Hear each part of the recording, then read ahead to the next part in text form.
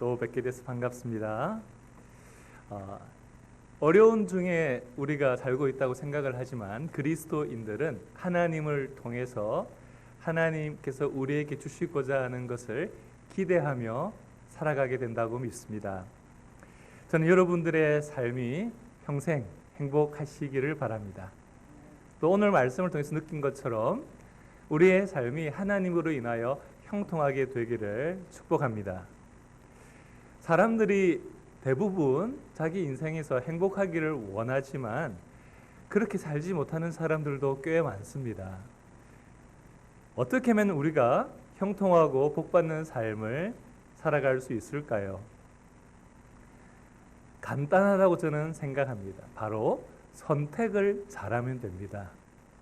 우리의 삶은 늘 선택의 순간에 놓여 있죠.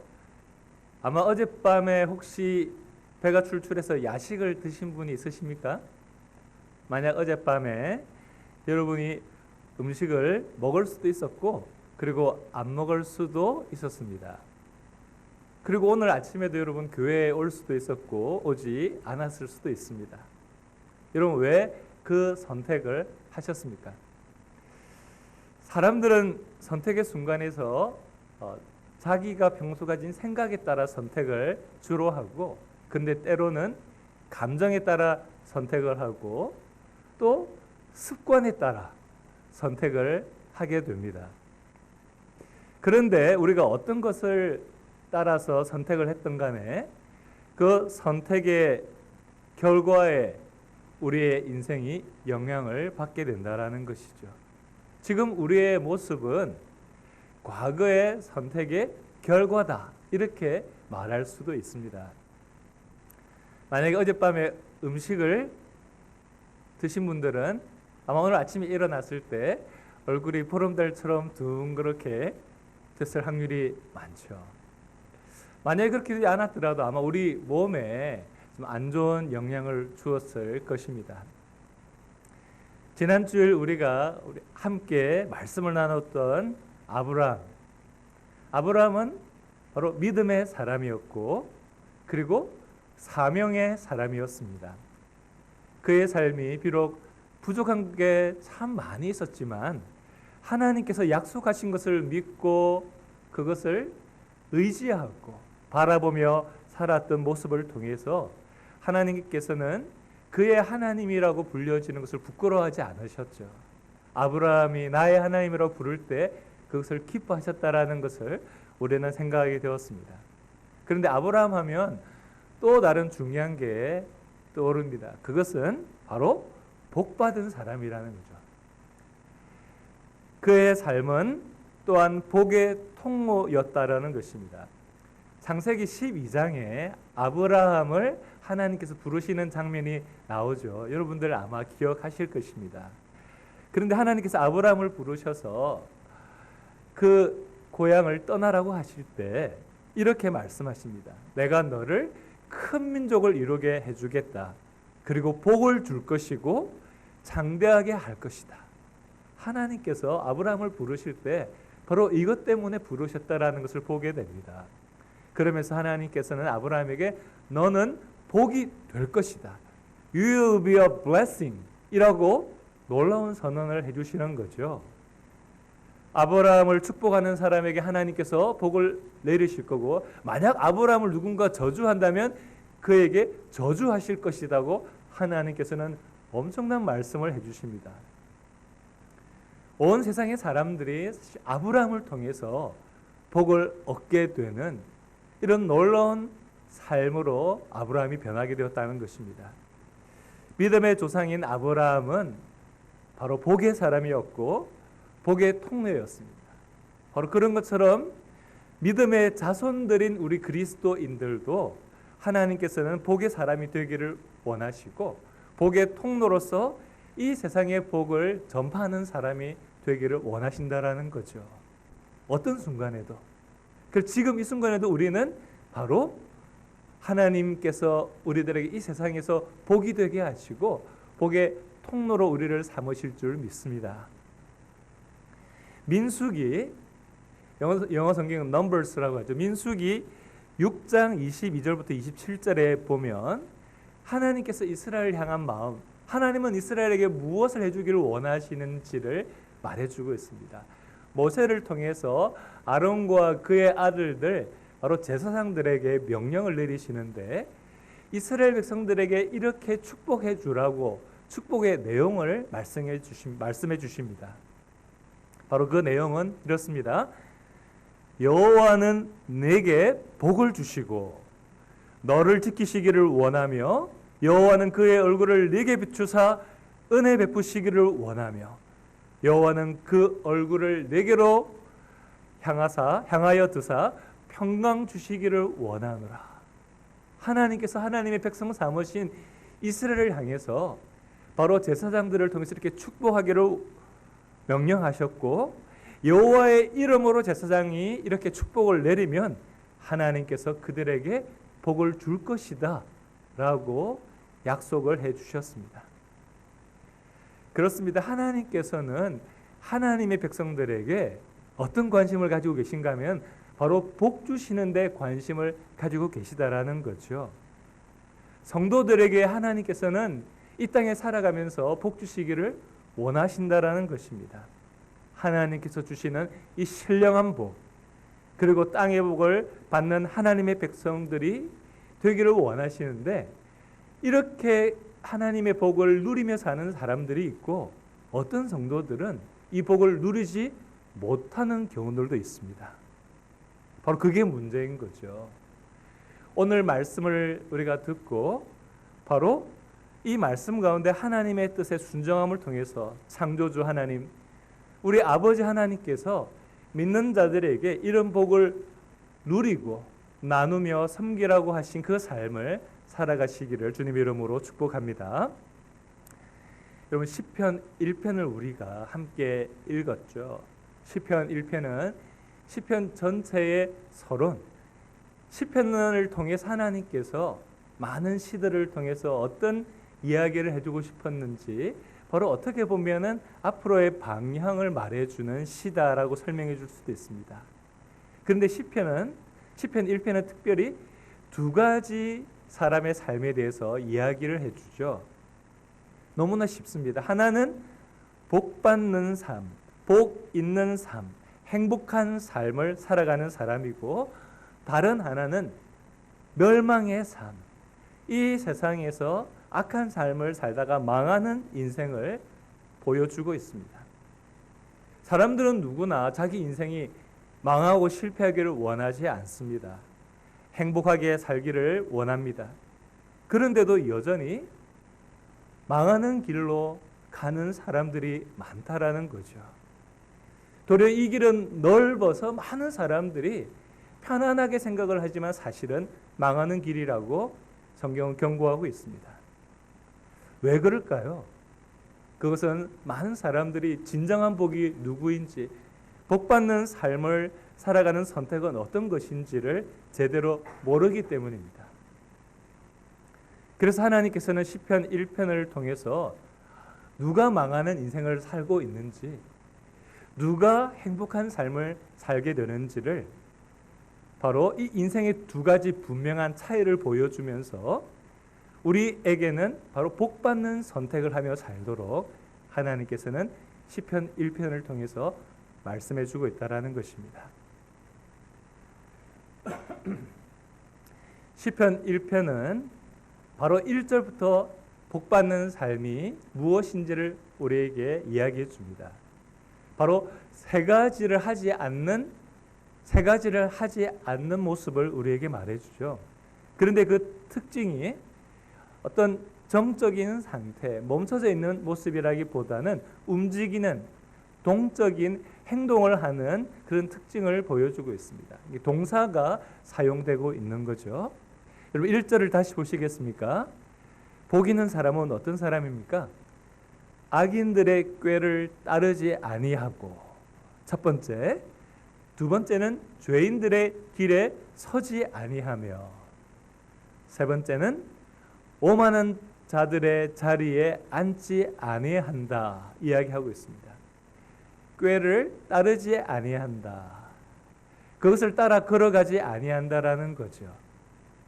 그리고 죄인들의 길에 서 있지 않는다는 것입니다. 멈추어 서서 죄인들의 길이 어떤 길이지? 관심을 갖고 궁금해하고 그것에 대해서 마음을 열지 않는 사람들이라는 것입니다. 세 번째, 오만한 자들의 자리에 앉지 아니한다라는 것은 그 사람들과 삶을 계속해서 공유하는 그런 선택을 하지 않는다라는 것입니다. 한마디로 복 있는 사람의 특징은 악한 것이라는 것을 알게 되었을 때 그것에서부터 돌아서고 turn around 하고 그리고 그것에서부터 멀리 떠나는 행동을 한다라는 것입니다. 그 선택을 하는 사람이 복받는 사람의 삶의 특징이라는 거죠. 한마디로 복받는 선택의 비결의 모습은 죄와 가까이 하지 않는다라는 것입니다. 바로 구별된 삶을 살고 있다라는 거죠. 이것이 성도의 삶, 거룩한 삶이라고 우리는 이야기합니다.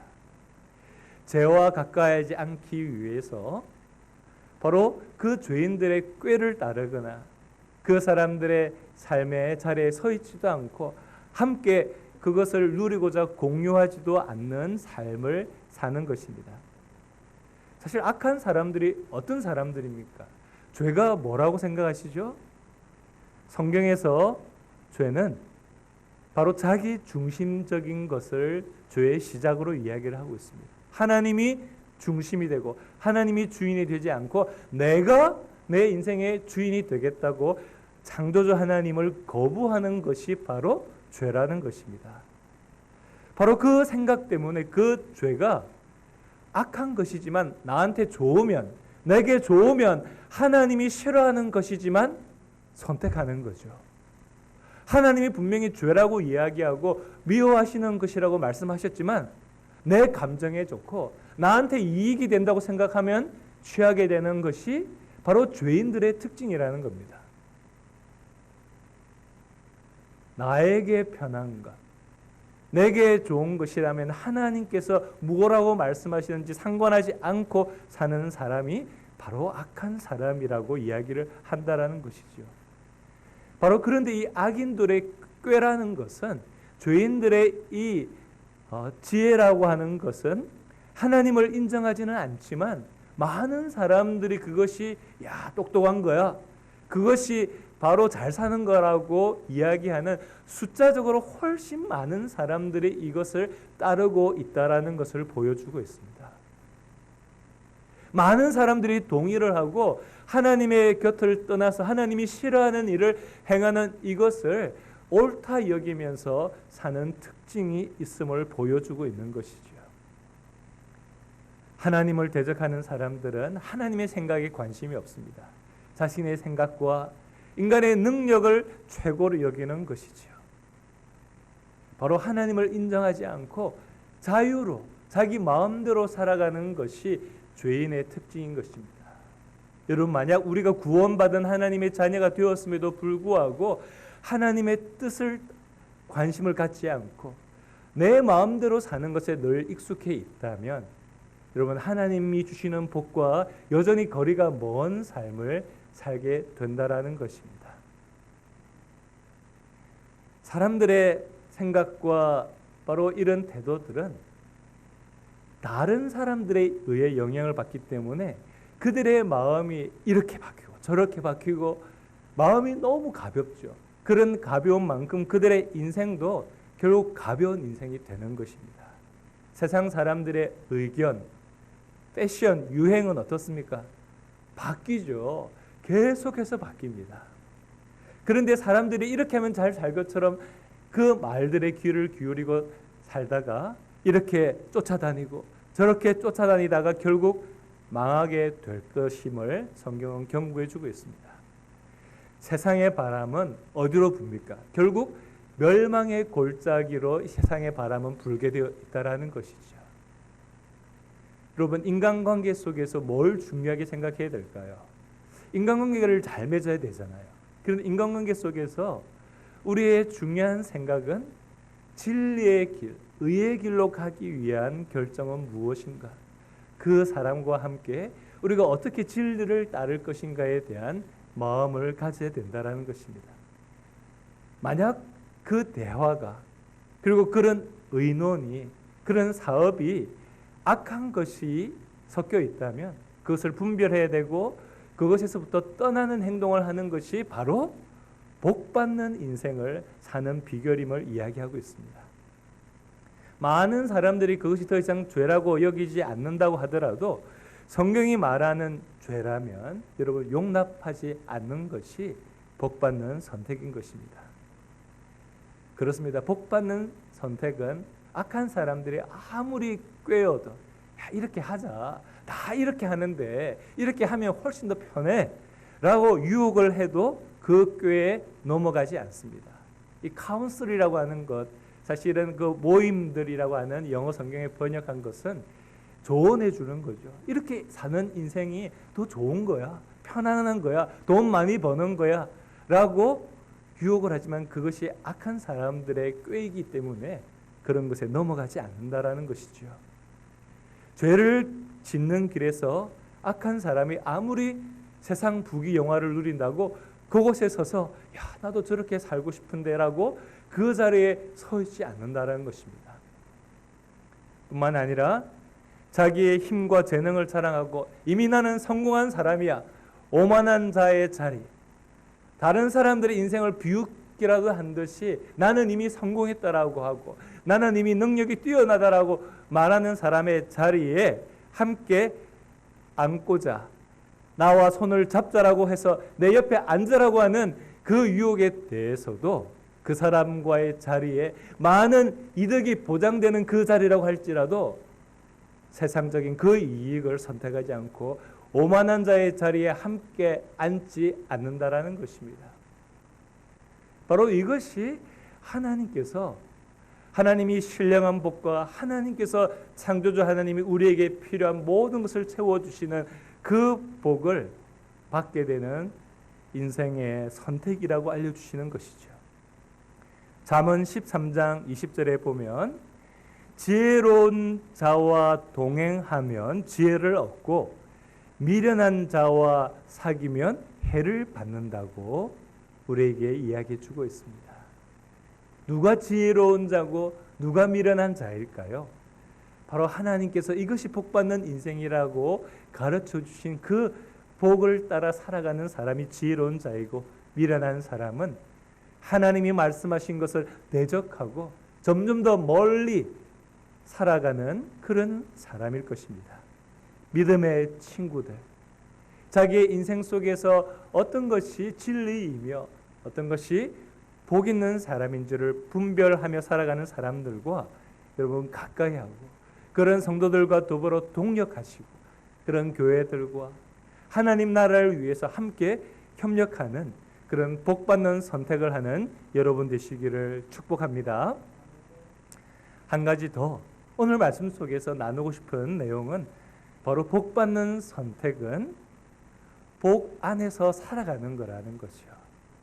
그 사람의 삶이 그냥 복 안에서 살아가는 것이기 때문에 늘 그냥 복을 선택하는 것과 어떻게 보면 똑같은 삶이라는 것입니다. 그 복이 무엇일까요? 하나님이 주시는 말씀의 복임을 오늘 2절을 보면 발견할 수가 있습니다.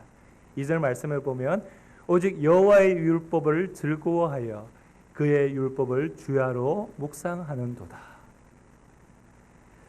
복받는 사람의 삶은 바로 자기의 삶 속에서 하나님의 말씀을 즐거워하는 사람이라는 것입니다. 세상에 보면 그런 말이 있죠. 돈은 쫓아가는 게 아니라 돈이 쫓아오게 만들어야 된다. 이렇게 말하는 분들을 여러분 들으셨을 것입니다. 성공한 분들이 주로 이런 이야기를 하죠. 돈을 쫓아가면 늘 쫓기는 삶을 산다는 거죠. 나는 돈을 얻기 위해서 돈을 막 쫓는데 사실은 인생에 있어서 늘 바쁜 거예요. 늘 쫓기는 삶을 살게 된다는 것입니다. 지혜를 가까이 하는 행동을 하며 사는 삶이 바로 지혜가 주는 복을 얻게 된다는 것입니다. 복이라고 하는 것은 지혜로운 삶이죠. 복받는 선택을 하는 지혜로운 삶을 말한다는 것을 알 수 있습니다. 무엇이 옳은 것인지, 무엇이 의롭게 살아가는 것인지 바로 그런 선택을 하기 때문에 그 복 안에서 복된 선택을 하기 때문에 복된 삶을 살게 된다라는 것이죠. 3절의 말씀을 보면 나무가 시냇가에 심어 있는 나무는 때가 바뀌면서 열매를 맺게 됨을 이야기하고 있죠. 그 비결이 시냇가에 심겨 있기 때문이라는 것입니다.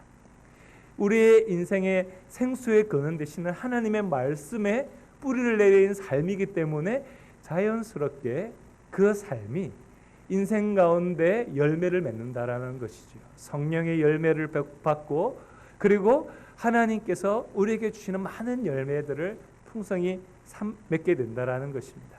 30배, 60배, 100배의 열매를 맺게 되는 것이죠. 성도의 복은 하나님의 말씀을 읽고 묵상하며 즐거워하는 행동이 있습니다. 예수님 따라가는 삶을 사는 삶에서 복이 계속해서 우리의 인생을 따라오는 것이죠. 우리는 예수님을 따라가는데 복은 우리의 인생을 따라온다라는 것입니다. 예수님과 함께 하심으로 그 행하는 모든 일이 주님께서 그의 인생의 문을 열어주시는 그런 삶이 된다라는 것이죠. 모든 인생의 열쇠를 가지고 계신, 키를 가지고 계신 주님께서 우리가 막혀있는 문제에 주님께 맡기게 될 때 주님께서 열어주시는 것이죠. 복을 받고 있는 그 삶은 바로 말씀 속에 거하기 때문에 그 푸르른 주님의 생명이 그 삶 속에서 계속해서 역사하게 된다라는 것입니다. 여러분, 우리가 건강이 안 좋아질 때 나타나는 현상이 있습니다. 뭡니까? 밥맛이 없어요. 그러면서 몸이 점점 더 이상해지는 거죠. 몸에 좋은 것을 먹어야 되는데 몸에 나쁜 것을 자꾸 먹고 싶은 그런 입맛이 생긴다. 그거는 건강의 적신호입니다. 영적으로도 마찬가지입니다. 우리가 하나님의 말씀을 먹고 싶은 생각이 없다. 그 말씀을 묵상하고 즐거워하지 않는다. 우리의 신앙의 적신호입니다. 하나님의 말씀을 통해서 우리의 영혼은 건강해지고 열매를 맺게 되는데 그것을 즐거워하지 않는다.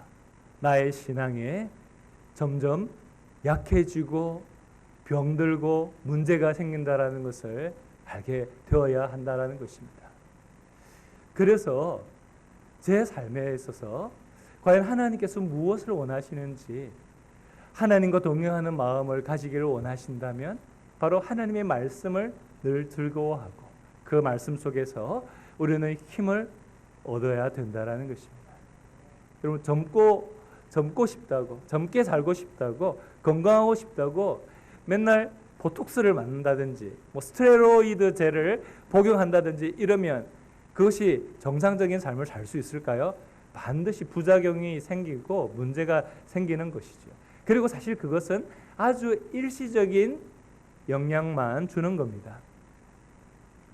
여러분, 우리의 영혼이 잘된 같이 범사에 잘되고 유익하기를 원하는 것이 하나님의 뜻임을 믿습니다. 매일 말씀 가운데 우리의 영혼이 잘되는 가운데 하나님께서는 우리의 모든 행하는 일들 가운데서도 잘되게 하실 줄 믿습니다. 많은 사람들은 환경 때문에 걱정을 합니다. 환경이 이렇게 어려워지고 문제가 생기게 되면 걱정, 근심이 산을 이룹니다. 그러나 믿음의 사람은 우리의 영혼의 건강을 먼저 생각하는 것이죠. 하나님의 말씀을 향하여 더 가까이 나아가고 주님이 우리의 인생을 주관하고 계심을 신뢰하며 살게 된다는 것입니다. 내 인생이 마치는 그날까지 하나님께서 기뻐하시는 삶을 살고자 하는 관심에 우리의 마음이 맞춰져 있습니다. 작년에 캐나다 큰빛교회 원로 목사님인 이면수 목사님을 만났을 때 그런 이야기를 들었습니다. 그 교회는 청년의 심장을 가지신 나이 많으신 할아버지가 계시다고 하는데 그 나이가 96세라고 합니다. 96세인데 할아버지 심장이 아니라 청년의 심장이래요. 그게 무슨 말인가 생각해 보니까 그분은 96세인데 교회에서 선교사 파송을 받아서 북한 선교 사역을 한다라는 거예요. 특별히 북한에 그전에도 관심을 갖고 여러 섬김을 감당했는데 96세인데 북한에 들어가서 북한의 양로원에 아주 열악한 환경에 있는 북한의 노인들, 양로원에 있는 노인들을 찾아가서 그들을 위로해주고 하나님의 말씀으로 섬긴다라는 것입니다. 사실 북한의 이 양로원은 별로 관심을 갖지 않습니다. 별 시설이 제대로 되어 있지 않고 어차피 얼마 안 있어서 돌아가실 분들이라고 생각하고 북한 정부의 관심이 덜한 영역이라고 합니다. 그런데 이 할아버지, 96세의 할아버지, 이분은 마음속에 예수의 심장, 청년의 심장을 가지고 아직 하나님의 복음을 그 나이 많은 시간까지 고통 가운데 살면서도 예수님의 복음을 알지 못한 그 사람들에게, 우리 민족에게 전해야 되겠다는 마음을 가지고 96세에 자기 인생 편하게 사는 것에 관심을 갖고 사는 것이 아니라 내 인생 떠나는 그날까지 주님께 쓰임 받다가 가고 싶다라는 마음으로 정말 열악한 환경에 있는 북한 땅에 들어가서 그곳에서 사역을 감당하고 있다라는 것입니다. 아마 북한 땅을 통틀었어도 도리어 동생들을 섬기는 나이가 아주 많은 할아버지일 거라고 생각이 듭니다. 여러분 어떻습니까? 우리의 인생 가운데 때로는 힘들고 문제가 있지만 어떻게 살다가 주님 앞에 서기를 원하십니까? 어떤 분들은 자기의 인생이 다하는 그날까지 이 삶 속에 생명의 열매를 맺다가 고통의 땅에서도 소망을 전하며 사는 삶이 되는 것입니다. 복이 있는 사람은 복에 그는 대신 하나님의 말씀을 가슴에 품고 예수님의 마음을 가지고 살아가는 삶입니다.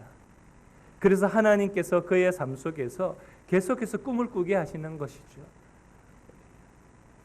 오늘은, 내일은, 나중에는 어떤 열매를 하나님께서 맺게 하실까? 바로 하나님을 향한 기대를 가지고 그분의 말씀을 묵상하는 것입니다.